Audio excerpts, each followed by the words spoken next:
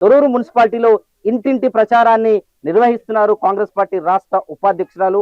అనేక ప్రశ్నలకు ఆమె ఇప్పుడు సమాధానం చెప్పబోతున్నారు. సంవత్సర కాలం తర్వాత కొన్ని కీలక అంశాలను కూడా మనం ప్రస్తావించబోతున్నాం. మేడం చెప్పండి, ఒక 1.5 year గా నడిచిన వర్గపురకు పులిష్టపడ్డదా? అంటే అధిష్టానం వచ్చింది, అధిష్టానం దృష్టికి పోయింది, అధిష్టానం తీసుకుంటుంది. అదేవిధంగా వాళ్ళకు కూడా గెలిపించుకొని రమ్మని ఇన్ఛార్జీలు ఇవ్వటం జరిగింది. సో తప్పకుండా అందరం కూడా కలిసి పనిచేయాల్సిందే ఈ మున్సిపాలిటీ ఎలక్షన్స్లో. ఎందుకంటే ఇది చేతి గుర్తు కాబట్టి అందరం కూడా కాదనుకున్నా అవుననుకున్నా అందరం ఒక యూనిటీగా ఉండి పనిచేయాల్సింది. ఎట్లుంది తొర్రూరు మున్సిపాలిటీలో మీ పార్టీ పరిస్థితి? పార్టీ పరిస్థితి చాలా బాగుంది, మీరే చూస్తున్నారు కదా. 4 పూలు 6 కాయల్లాగా ఉంది. అందరూ కూడా ఎక్కడికి ఏ వార్డుకి పోయినా కానీ కాంగ్రెస్ పార్టీనే మేము ఓటేస్తామని చెప్తున్నారు. సో తప్పకుండా గత 2 ఏళ్లలో కాంగ్రెస్ పార్టీ ఏం చేసిన దాని గురించే మేము అడుగుతున్నాం. నాట్ ఓన్లీ టౌన్లోనే కాదు, మున్సిపాలిటీ టౌన్లోనే కాదు, నిన్న కూడా ఎమ్మెల్యే గారు చెప్పడం జరిగింది ఇక్కడ కొన్ని రోడ్డు సమస్య ఉన్నది కంకర పోసి. సో అది మన ఎమ్మెల్యే గారు వల్ల కాదు, అది ఏమైందంటే కాంట్రాక్టర్ అనే వాళ్ళు ఎవరైతే ఉన్నారో ఇది కావాలని ఆపోజిషన్ పార్టీతో కలిసి కానివ్వకుండా. పెద్దమ్మకు కొడుకు పైన కోపం తగ్గిందా? నిన్న మీ అందరూ కూడా ఒకే స్టేజ్ పైన కనిపించారు మంత్రి గారి ప్రచారంలో. ఆ బాండింగ్ మళ్ళీ కలిసిందా? అంటే మా కుటుంబం ఎప్పుడైనా మా కుటుంబం. ఇప్పుడు ఎవరైనా కానీ ఏ కుటుంబాల్లో అయినా ఎవరు ఉండవు పగలు. సో అది రాంగ్ డైరెక్షన్ పట్టించారు. రాంగ్ డైరెక్షన్ నుంచి ఇప్పుడు మన రైట్ డైరెక్షన్కి వచ్చింది. మేము అందరం ఎప్పుడైనా ఏనాడైనా ఒకటే. అదేవిధంగా పాలకుర్తిని, ఝాన్సీ రెడ్డిని రాష్ట్రం అంతా కూడా పదే డిస్కషన్ చేస్తోంది. ఇక్కడ తిరుగుబాటు అనే ఒక పదం పిసిసితో పాటు సీఎంఓ దాకా వెళ్ళింది. అటు దానిపై డిస్కస్ చేశారు. హరిప్రసాద్, కిషోర్ రెడ్డి ఒక వర్గం పైన ఎందుకు ఈ డిస్కషన్, ఈ పోరాటం జరుగుతోంది? సెటిల్ చేయడం జరిగింది. సో మన పొంగులేటి గారు కానీ వేమ నరేందర్ రెడ్డి గారు కానీ రావటం, వాళ్ళతో మాట్లాడటం, వాళ్ళకు కూడా ఇన్ఛార్జీలే ఇచ్చారు, గెలిపించుకొని రమ్మని చెప్పారు. సో ఎవరేమి గెలిపిస్తారో చూద్దాం. అదేవిధంగా మొత్తం డిస్కషన్ అంతా మీ పైనే నడుస్తుంది. ఇన్ని రాజకీయాలను ఝాన్సీ రెడ్డి గారు రాజకీయాలుగా చూడటం లేదు, పంచాయతీ అంతా నడుస్తోంది అని. అంటే ఒకటండి, ఇప్పుడు కొంతమంది self interest, self image, self income. So దానికోసం నన్ను ఎంతైనా మీరు అది చేయొచ్చు. సో అలాంటప్పుడు నేనేం చేయలేను కదా. నేను అడగండి, మా నియోజకవర్గం ప్రజలు ఎవరినైనా అడగండి, ఈరోజు అంత పీస్ఫుల్గా నిద్రపోతున్నారు. దాచుకోటాలు లేవు, ఒక దాండాగిరి లేదు.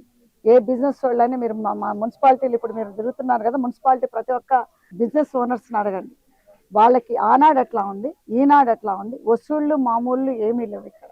ఇప్పుడు ఎమ్మెల్యే గారు కానీ మన కాంగ్రెస్ ప్రభుత్వం వల్ల వీళ్ళందరూ కూడా శుభ్రంగా మనశ్శాంతిగా నిద్రపోతున్నారు.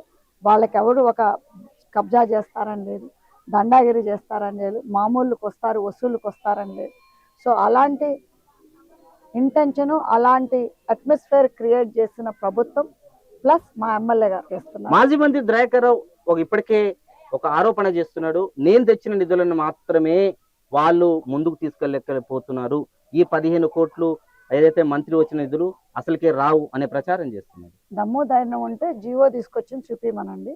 ఎందుకంటే ఆయన ఎప్పుడు కూడా ఎలక్షన్స్ అప్పుడు ఇది వచ్చింది అది వచ్చిందని కొబ్బరికాయ కొట్టి మనుషుల్ని మగ్గబట్టేది తప్పితే ఎలక్షన్ టయానికి ఎలక్షన్స్ ఓట్ల కోసం అంతకంటే ఏం లేదు. ఎందుకంటే హాస్పిటల్ తీసుకొచ్చా అన్నారు, హాస్పిటల్ అది ఇంతవరకు ఇదే అవ్వలేదు. ఎమ్మెల్యే గారు వచ్చిన తర్వాత అది మళ్ళీ ప్రొసీడ్ చేసి తను జియో తీసుకొచ్చి తను టెండర్స్ కూడా బిడ్ చేసి టెండర్స్ ఇప్పుడు వర్క్ అయిపోయింది.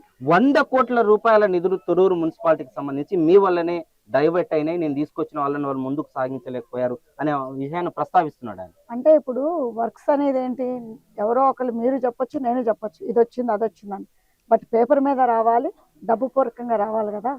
సో అదనేది ఎమ్మెల్యే గారు తీసుకొచ్చింది. అదే అంటున్నాను కదా, దమ్ము ధైర్యం ఉంటే ఆయన ఇంప్లిమెంటేషన్ అయింది చూపిమనండి. అంతేగాని ఇక్కడ కొబ్బరికాయ కొట్టి అక్కడ కొబ్బరికాయ కొట్టే వీడియోలు ఫోటోలు కాదు కదా. దయాకర్ ఏం చేయలేదంటారా? ఇప్పుడు మీరు ఏదైతే ఆరోపణలు చేస్తున్నాడో అది తప్పు అని చెప్తున్నా. ఎందుకంటే తను ఎక్స్పైర్ అయిపోయి తను జియో పెట్టి మళ్ళీ తీసుకొచ్చింది ఎమ్మెల్యే గారు.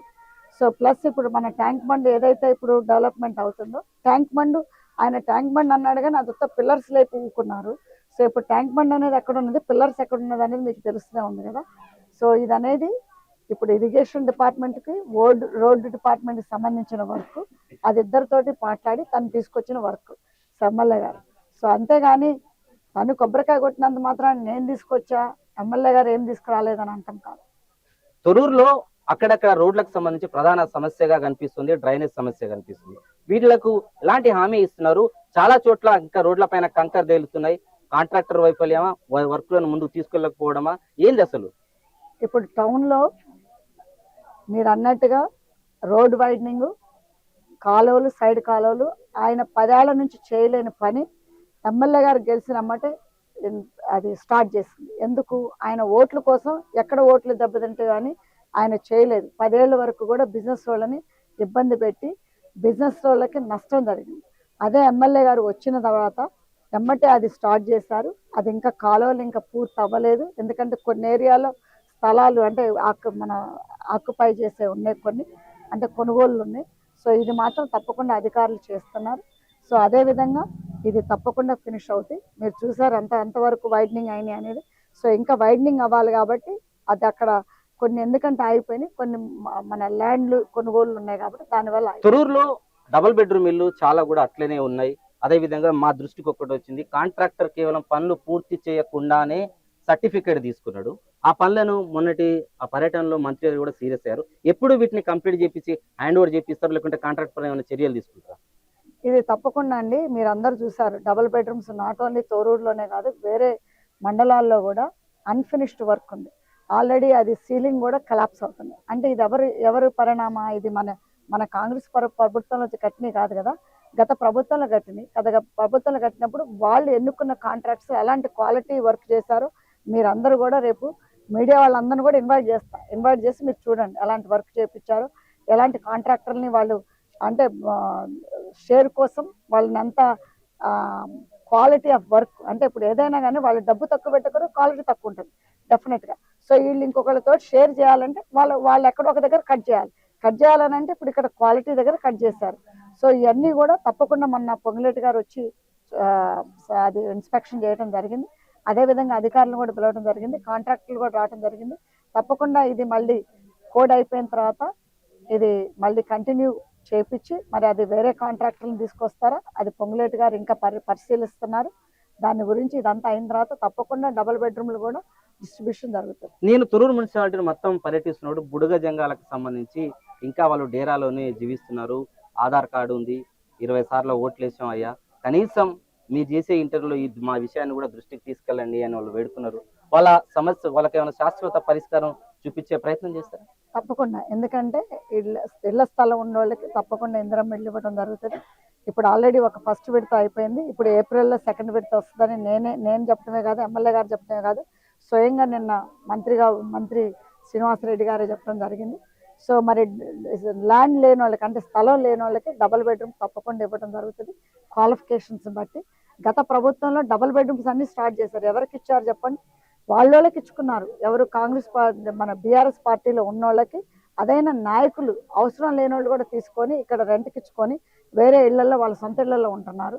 సో అంతే తప్పితే అక్కడ ఎవరికి ఇచ్చారని ఇప్పుడు ఎవరికన్నా ఇచ్చారా? ఇప్పుడు కాంగ్రెస్ ప్రభుత్వం ఉందంటే ఈరోజు ఇందిరమ్మ ఇల్లు ఇచ్చినాం అని అంటే అది పేదోడికి అని చూస్తున్నాం. అది ఏ పార్టీ అని చూడట్లేదు, ఎవరు పొత్తు అని చూడట్లేదు, ఎవరికి చెంచాగిరి చేస్తున్నాం అని చూడట్లేదు. తొర్రూరు మున్సిపాలిటీని కాంగ్రెస్ గెలిపించుకోవడం కోసం మీకు ఏం ఉపయోగపడతాయి? తప్పకుండా అండి. ఎందుకంటే ఇప్పుడు మా 16 మంది వార్డు మెంబర్స్ ఉన్నారు, 16 మంది కౌన్సిలర్స్ అవ్వాలి రేపు.